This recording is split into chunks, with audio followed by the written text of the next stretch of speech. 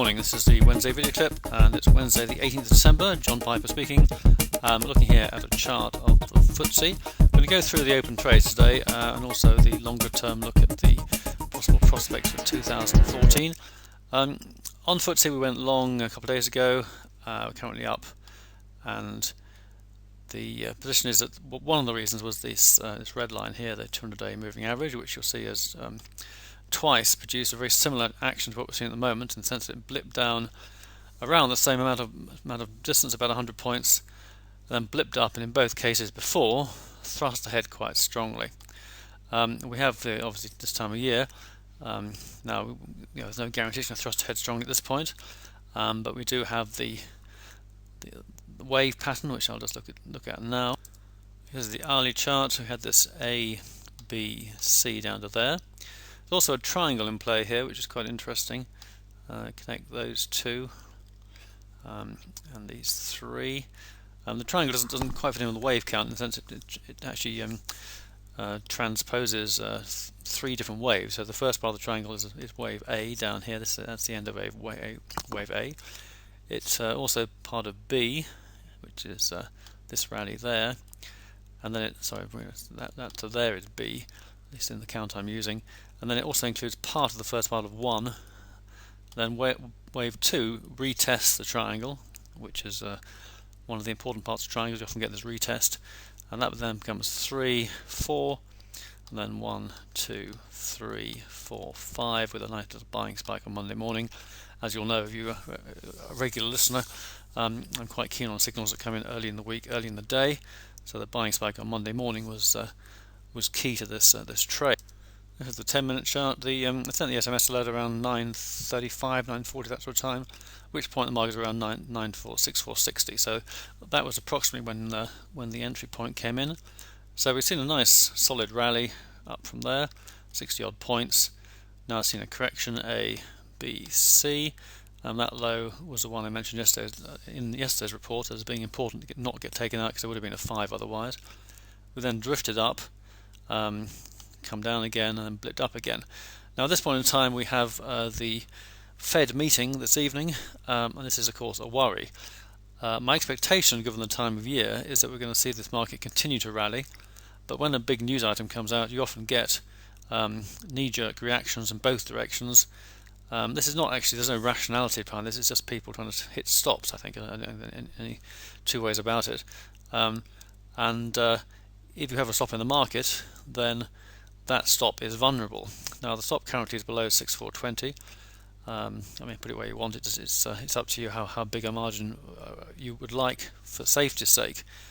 I would hope that's not vulnerable. However, we don't want to be caught. We don't want to lose the profits we've got. Okay, it's not huge, but the average, for the sake of the track record, we use £10 a point. So currently we're £400 up on that, but £400+ up on the trade. So it's quite a nice position. It's obviously it'd be nicer if it was a bit bigger than that. What I'd like to see, ideally, would be a nice rally today.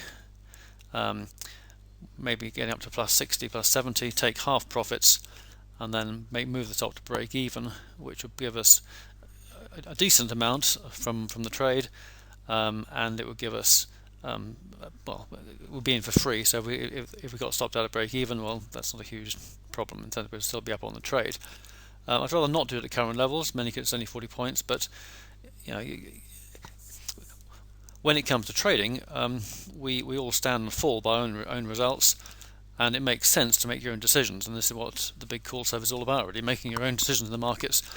Helping you to feel confident to do that, and it's just a matter of strategy. There's no right or wrong here. It's how you're comfortable trading, and as you develop that trading style, then it becomes sort of second nature, and it becomes proven, as it were, in the way you approach markets, and that's how you become a successful trader, is by developing the successful habits that work for you. So right now, what ideally I'd like to see is the market go higher, take the profits on half the position, and then move top to break even, and then we're set for this evening. The alternative is to actually just watch the action this evening. So you could, it's not a big problem. I think it's around 7 o'clock that the news comes out UK time. Trading is a serious business. Turning up for work is an important part of any business. That's the time to be watching the market, seeing what happens, and maybe we'll get a great buying opportunity. I mean, it could be that the market will blip down, take out some stops, and then start to rally again. In which case, you could just leap in, buy some more, put the stop below the low. I mean, again, subject to your own risk parameters, and add to the position in that way at lower levels. It of course depends what actually happens on that time. But that's the current strategy. Right now, as I say, I'd rather went a bit higher, and we'll move on to the next market.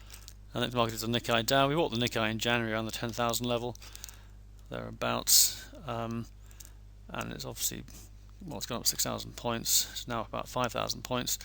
The chart pattern here, 16,000 is clearly a major resistance level. We've also got a major trend line I've discussed before, and the trend line is around here at the moment, I think, between, so 15,750 or 16,000 is a very important level, and you'll see the market has sort of stopped at that level. Let's go down to the next day.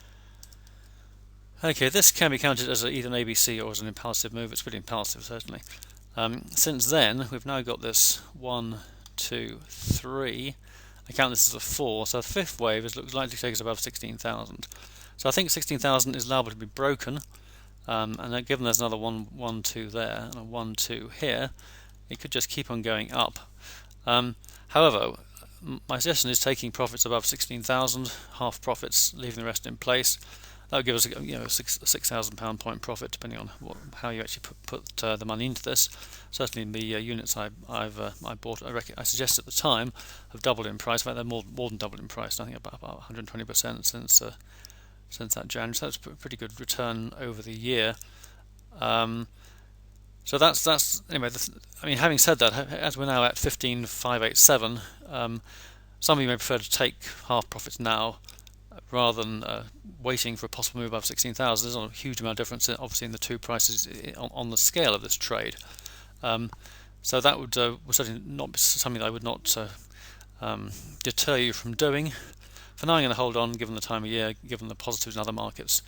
And if it just shoots above there, then I might just stay with it. But it's best to review these things as they happen in real time, rather than maybe hypothesizing too much.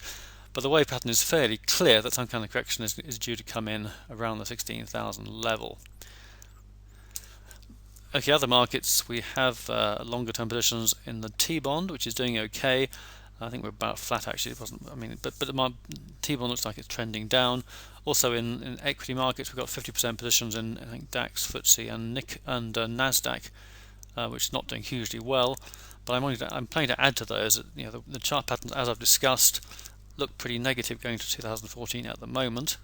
That could all change, I guess, if we have a really strong rally now. We need something pretty substantial actually to really blow away the negatives, but especially given this lack of positive action in the market at this very festive time, it does suggest there is some major tide in the market which is holding it all back, and that also, that could change, but it's surprising we've had such a negative move so far in December. We're hoping to profit obviously from a rally now, given our position, but come New Year, the sort of colder winds of 2014 might make quite a big difference to what happens next.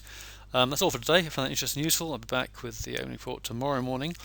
I'm going to Italy on Friday, so there'll be no report on Friday, which also is expiring, in fact. So that's another pointer for the trade.